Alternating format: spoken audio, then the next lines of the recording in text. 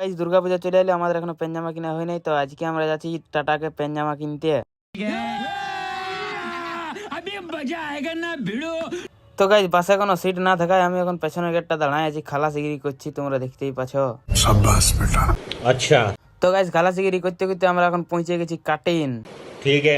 তারপর গাইজ আমরা পৌঁছে গেলি ঠং ঠঙির ডাউনটাকে। সবাই যে এইটার নাম জানে যে ঠং ঠঙি, এটা এত বড় ডাউন যে গড়গড়ায় বাসগুলো নামতে থাকে।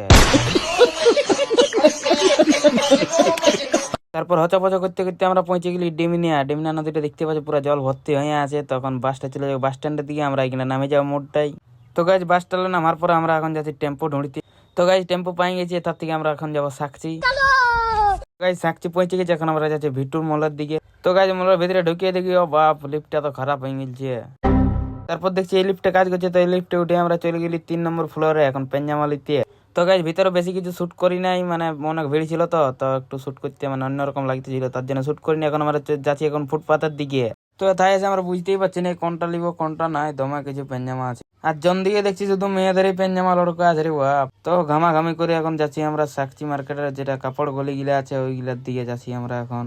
তো মার্কেট করতে করতে আমাদেরকে দমে ভোগ লাগলো, তাই আমরা এখন খাতে চলে আলি। তো আজকের ব্লগটা কেমন লাগলো তোমরা একটু কমেন্ট করে জানাবে, আর ব্লগটা ভালো লাগে থাকলে লাইক করে দিবে।